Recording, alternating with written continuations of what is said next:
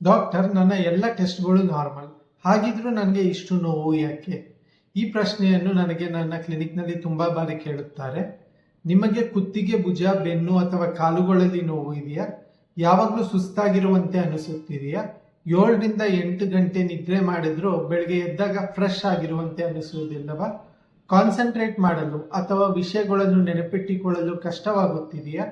ಆದರೂ ನಿಮ್ಮ ರಕ್ತ ಪರೀಕ್ಷೆಗಳು, ಸ್ಕ್ಯಾನ್ಗಳು, ಎಕ್ಸ್ರೇಗಳು ಎಲ್ಲವೂ ನಾರ್ಮಲ್ ಆಗಿವೆಯೇ?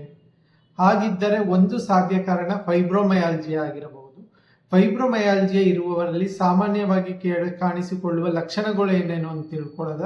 ದೇಹದ ಹಲವೆಡೆ ನೋವು, ನಿರಂತರ ಸುಸ್ತು, ನಿದ್ರೆ ಮಾಡಿದ್ರೂ ಫ್ರೆಶ್ ಆಗದಿರುವುದು, ಕಾನ್ಸಂಟ್ರೇಟ್ ಮಾಡಲು ತೊಂದರೆ ಅಥವಾ ಬ್ರೈನ್ ಫಾಗ್, ತಲೆನೋವು, ಮುಟ್ಟುವುದು, ಒತ್ತುವುದು ಅಥವಾ ವ್ಯಾಯಾಮ ಮಾಡುವುದರಿಂದ ನೋವು ಹೆಚ್ಚಾಗುವುದು. ಇಲ್ಲಿ ನಾವು ಮುಖ್ಯವಾಗಿ ನೆನಪಿಟ್ಟುಕೊಳ್ಳಬೇಕಾದ ವಿಷಯ ಏನಂದ್ರೆ, ಫೈಬ್ರೋಮಯಾಲ್ಜಿಯಾ ಒಂದು ನಿಜವಾದ ವೈದ್ಯಕೀಯ ಸಮಸ್ಯೆ. ನೋವು ನಿಜವಾಗಿಯೂ ಇರುತ್ತದೆ, ಟೆಸ್ಟ್ ನಾರ್ಮಲ್ ಇದ್ರು. ಇದು ಇನ್ಫ್ಲಮೇಷನ್ ಅಥವಾ ಕೀಲು ಹಾನಿಯಿಂದ ಆಗುವುದಿಲ್ಲ, ಬದಲಾಗಿ ಬ್ರೈನ್ ಮತ್ತು ನರ್ವಸ್ ಸಿಸ್ಟಮ್ನಲ್ಲಿ ಬ್ರೈನ್ ಪ್ರಾಸೆಸಿಂಗ್ ಹಾಗೂ ಬ್ರೈನ್ ಮಾಡ್ಯುಲೇಷನ್ ಆಗುವ ವಿಧಾನದಲ್ಲಿ ಬದಲಾವಣೆ ಉಂಟಾಗಿ ಈ ಲಕ್ಷಣಗಳು ಕಾಣಿಸಬಹುದು. ಆದರೆ ಈ ಲಕ್ಷಣಗಳು ಇರುವ ಪ್ರತಿಯೊಬ್ಬರಿಗೂ ಫೈಬ್ರೋಮಯಾಲ್ಜಿಯಾ ಇದೆ ಅಂತ ಅರ್ಥವಲ್ಲ. ಇತರ ಕಾಯಿಲೆಗಳನ್ನು ಮೊದಲು ಪರಿಶೀಲಿಸಬೇಕು.